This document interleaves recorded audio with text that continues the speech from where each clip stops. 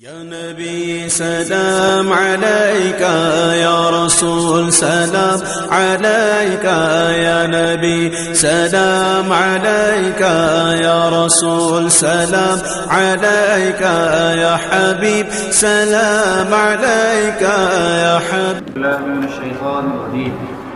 بسم اللہ الرحمن الرحیم. افمن یمشی مکبا علی وجهه اہدی امن یمشی سویا علی صراط مستقیم. تو کیا وہ زیادہ ہدایت والا ہے جو اپنے چہرے کے بل چلے؟ افمن یمشی مکبا علی وجهه، یا وہ جو سیدھے راستے پر سیدھا سیدھا چلے؟ ہدایت پر کون زیادہ ہے؟ یعنی استفہام برائے توبیخ اور تقریر ہے.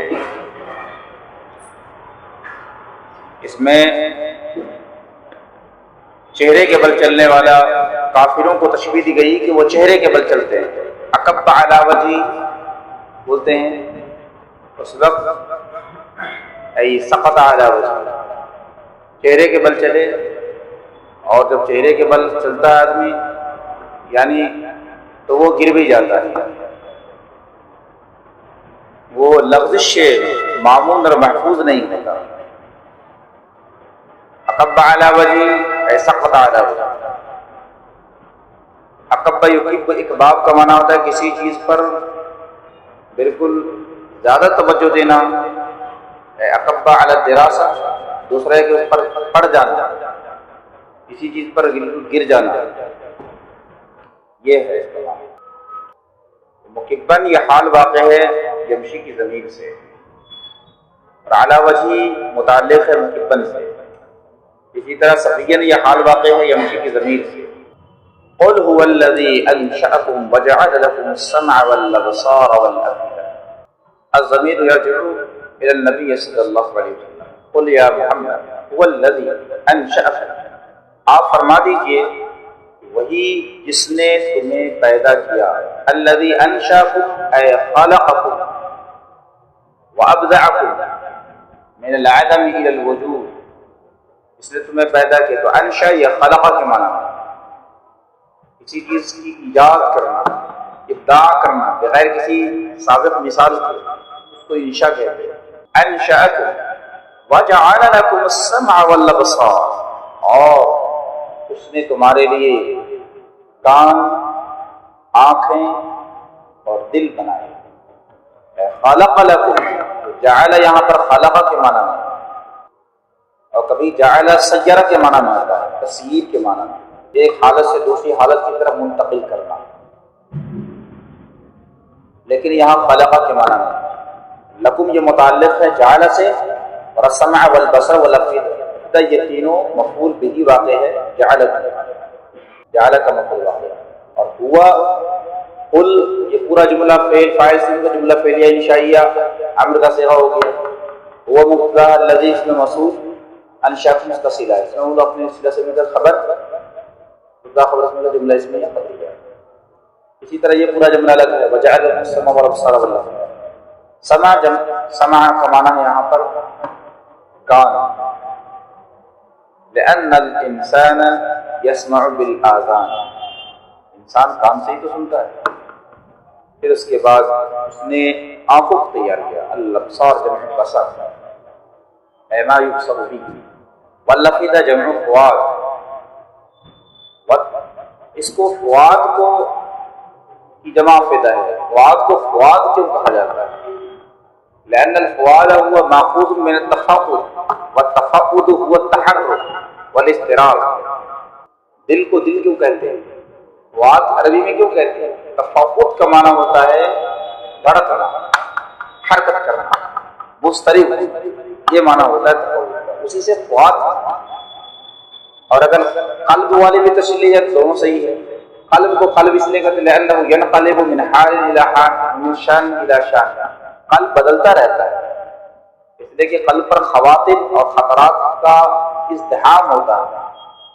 تو اس تزاحم اور کثرت ازدحام کی خواطر کی وجہ سے، خواطر خیالات کو کہتے ہیں، کثرت خواطر کی وجہ سے قلب میں انقلاب ہوتا رہتا ہے، اسی وجہ سے اس کو قلب کہتے ہیں۔ اور دوسرا قلب کے لیے جو مترادف ہے وہ فؤاد ہے۔ فؤاد کو فؤاد کہنے کی وجہ یہ کہ وہ بھی متحرک ہوتا رہتا ہے، مضطرب رہتا ہے۔ اب ایک نقطہ اور میں آپ کو یہاں بتا دوں، یہاں پہ سمع کی تقدیم ہے بصر پر اور بصر کی تقدیم ہے افئدہ پر۔ تو علماء میڈیکل سائنس نے اس بات پر تحقیق کی کہ آخر قرآن نے سمع کو کیوں مقدم کیا ہے، یعنی کان کو پیدا کیا، تو آخر اس ترتیب میں کوئی نقطہ پوشیدہ ہے یا نہیں؟ ہو سکتا تھا یہ ایسا بھی کہا جا سکتا جعل لکم الابصار والافئدۃ والسمع، لیکن آخر یہی تقدیر یعنی ترتیب کہاں ہے؟ اور یہ ترتیب اس جگہ نہیں ہے، بلکہ اس قسم کی 3-4 آیتیں ہیں پورے قرآن میں اس معنی میں، اور بھی جگہ پر ہر جگہ تمہیں یہی ترتیب ملے گی۔ تو میڈیکل سائنس نے جب ریسرچ کیا تو یہ بات سامنے آئی کہ بچہ کا سب سے پہلے کان تیار ہوتا ہے پیٹ کے اندر، جب شکم میں ہوتا ہے جنین، سب سے پہلے اسے کان بنتا ہے، پھر آنکھ تیار ہوتی ہے، پھر آخر میں دل تیار ہوتا ہے۔ تو ترتیب خلقی کی طرف اشارہ ہے۔ جس چیز کو آج کی میڈیکل سائنس اتنی تحقیق کے بعد بتا رہی ہے، قرآن مجید نے اسی چیز کو اپنے ترتیب میں بیان کر دیا ہے۔ اسی سمجھ لو، ترتیب کے ذریعے سے اتنی بڑی حقیقت کا انکشاف کر دیا۔ اس پر 2008 میں میرا لیکچر ہوا تھا بھیونڈی کے اندر، اور جب میں نے یہ بات وہاں کے ڈاکٹروں کی ایک جماعت کے سامنے رکھی تھی تو مسجد میں بہت بڑا پروگرام ہوا تھا۔ تو چونکہ میں شروع سے ہی تفسیر قرآن بیان کرتا ہوں تراویح کی نماز کے بعد، جس پارے کو پڑھاتا ہوں تراویح میں اس کی تفسیر بھی بیان کرتا ہوں۔ 2008 کی بات ہے، وہاں میں نے اس کی تفسیر بیان کی تو وہ لوگ حیران ہو گئے اور کہا واقعی میڈیکل سائنس نے بھی یہی ثابت کیا کہ پہلے سمع تیار ہوا پھر بصر پھر فؤاد۔ اب آگے دیکھو، سمع کیوں بنائے؟ تاکہ تم اللہ تعالیٰ کی آیتوں کو سنیں، لتسمعوا آیات اللہ ثم تعملون بها، اللہ کی آیتوں کو سن کر عمل کرو۔ اور نگاہیں کیوں پیدا کی؟ تاکہ تم اللہ تعالیٰ کی نشانیوں کا مشاہدہ کرو، مطالعہ کرو، اس کائنات میں جو انفس و آفاق میں جو نشانیاں ہیں اس کو دیکھو، پھر عبرت حاصل کرو۔ اور دل کیوں بنائے؟ لتعقلوا وتفهموا ما زرع اللہ تعالیٰ فی هذا الکون، کائنات میں اللہ تعالیٰ نے فرمایا اس کو تم سمجھو اور جو تم سے مطلوب ہے اس کا فہم تمہیں حاصل ہو۔ اور انہیں تینوں چیزوں کا ذکر خاص طور پر یہاں کیا گیا، لأن السمع والابصار والافئدہ یہ اسباب للمعرفہ والمعرفۃ لا تحصر الا باللہ، یہ اسباب معرفت جو بھی علوم آپ کو حاصل ہوتے ہیں وہی ذرائع سے حاصل ہوتے ہیں۔ پھر فرمایا قلیلا ما تشکرون، تم کم ہی شکر ادا کرتے ہو۔ قلیلا سے پہلے ایک اس کا موصوف مقدر ہے، شکرا قلیلا ما تشکرون، یہ مفعول مطلق واقع ہو جائے گا تشکرون، اور یہاں پر ما زائدہ ہے وہ تاکید کلام کے لیے آیا ہے۔ قل ما تشکرون مطلب یہ اے قل ما تشکرون بأن تستخدموا اسماعکم وابصارکم وافئدتکم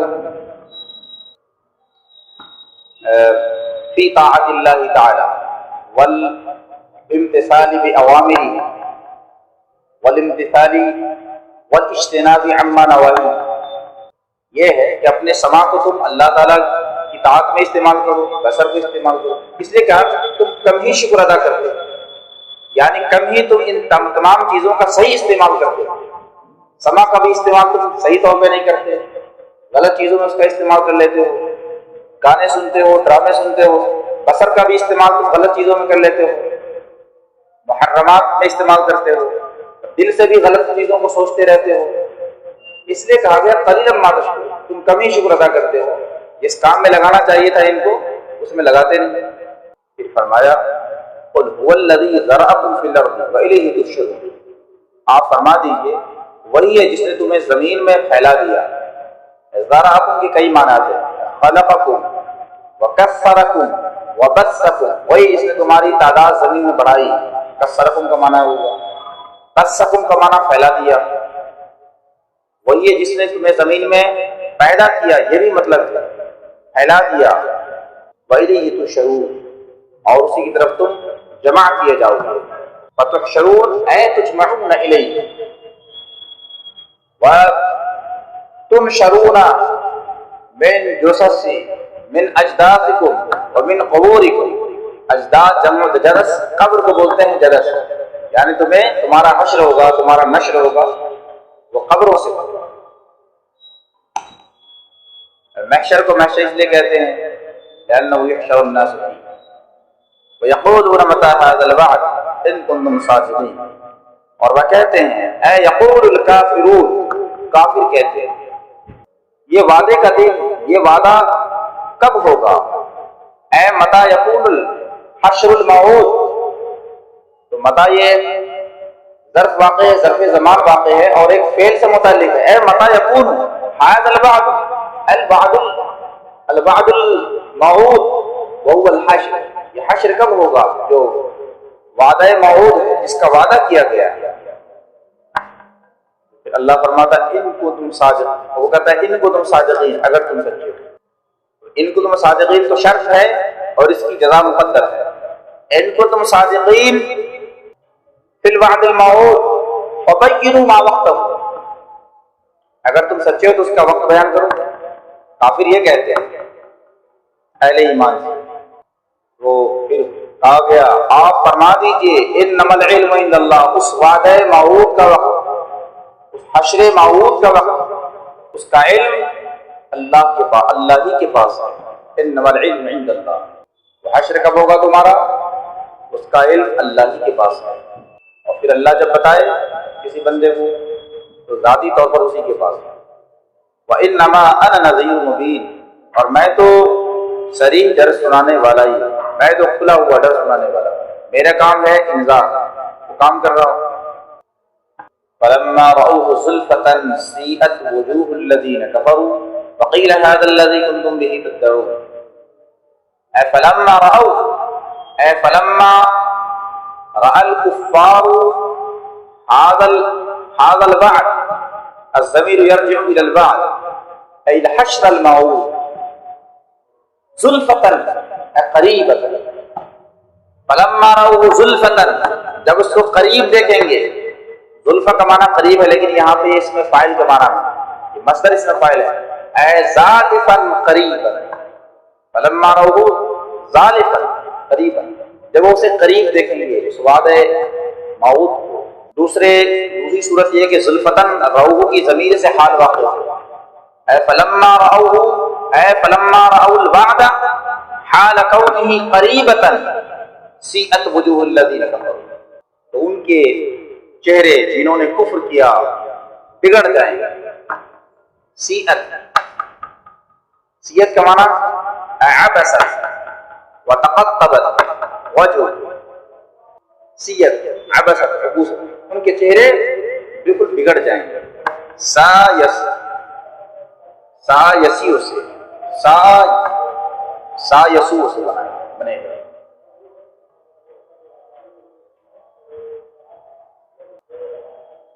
اب یہاں پہ وجہ کا استعمال کیوں کیا گیا؟ ان کے چہرے بگڑ جائیں گے۔ وقت وجہ بالذکر لأن اثر المسار او اثر المساء یظہر علی الوجہ، اس لیے کہ خوشی کا یا غمی کا جو اثر ہوتا ہے وہ چہرے پر ہی ظاہر ہوتا ہے۔ جو آدمی خوش ہے یا پریشان حال ہے، متفکر ہے، وہ چہرے سے معلوم ہو جاتا ہے، اس لیے اس کا ذکر ہے۔ وقیل هذا الذی کنتم بہ، پھر ان سے کہا جائے گا یہ وہ ہے جس کا تم مطالبہ کرتے تھے، جس کو تم طلب کر رہے تھے، کب آئے گا وہ دن؟ قل ارأيتم ان اهلكني الله ومن معي او رحمنا من يجير الكافرين من عذاب اليم۔ آپ فرما دیجیے ارأيتم، یہاں اخبرونی کے معنی میں تم بتاؤ، حمزہ حرف استفہام ہے اور ارأيتم فعل ہے، اور یہ پورا جملہ قل کا مفعول واقع ہے، محلا مفعول ہے۔ ان ارأيتم اخبرونی ان اهلكني الله، اگر اللہ مجھے اور میرے ساتھ والوں کو ہلاک کر دے، کیونکہ کافر اہلکہ کا لفظ اس لیے استعمال کیا کہ کافر یہ مسلمانوں کے خلاف اور نبی صلی اللہ علیہ وسلم کے خلاف دعا کرتے ہیں اللہ تعالیٰ ان کو ہلاک کرے، تو اسی لفظ سے تعبیر کرتے ہیں اللہ تعالیٰ مجھے یا میرے ساتھ والوں کو ہلاک کر دے یا مجھ پر رحم فرمائے، تب بھی تمہیں کوئی عذاب سے بچانے والا نہیں، تمہیں پھر بھی نجات ملنے والی نہیں۔ اگر ہم ختم بھی ہو گئے تو تمہیں اللہ تعالیٰ عذاب میں مبتلا فرمائے۔ فَمَن يُجِيرُ الْكَافِرِينَ مِنْ عَذَابٍ أَلِيمٍ اے فَمَن يُنْجِيكُمْ وَمَن يُنْقِذُكُمْ مِنْ عَذَابٍ مُؤْلِمٍ، تمہیں دردناک عذاب سے کون نجات دے گا؟ قُلْ هُوَ الرَّحْمَنُ آمَنَّا بِهِ وَعَلَيْهِ تَوَكَّلْنَا، آپ فرما دیجئے وہ رحمان ہے جس پر ہم ایمان لائے اور اسی پر ہم نے بھروسہ کیا۔ فَسَتَعْلَمُونَ مَنْ هُوَ فِي ضَلَالٍ مُبِينٍ، تو من قریب جان لو گے کہ کون ہے کھلی ہوئی ہے۔ تو من هو فی ضلال مبین، یہ پورا جملہ مفعول واقع ہے تعلمون۔ قل ارأیتم ان اصبح ماؤکم غورا ومن یاتیکم بماء معین، آپ فرما دیجئے بتاؤ اگر تمہارا پانی تہ میں چلا جائے، ان اصبح ماؤکم غورا،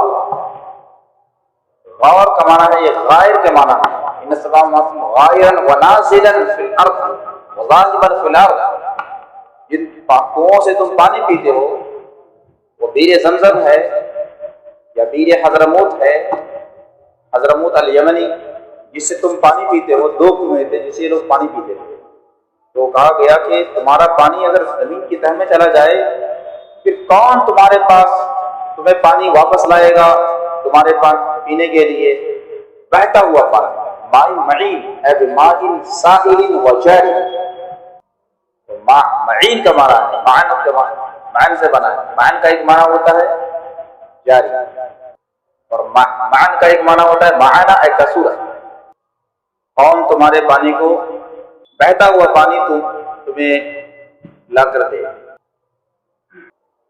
اس آیت کریمہ کے بارے میں کہا گیا ہے کہ اگر کسی کو پیٹ میں درد اور کسی طریقے سے وہ ٹھیک نہ ہو تو اس کو تشتری میں زعفران سے لکھ کر دے دے، اور جو شخص اس آیت کریمہ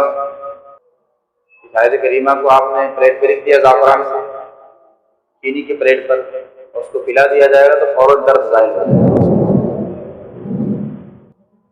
یہ آیت کریمہ یہ انسان کی پریشانیوں کے لیے بھی مجرد ہے۔ جب حضرت سید فخر الدین اندرابی رحمۃ اللہ علیہ تشریف لائے کشمیر سے اور دہلی میں قیام فرمایا، سید فخر الدین اندرابی رحمۃ اللہ علیہ کا نام سنا ہے؟ یہ سید فخر الدین اندرابی وہی ہیں جن کے صاحبزادے غوث بنگالہ ہیں۔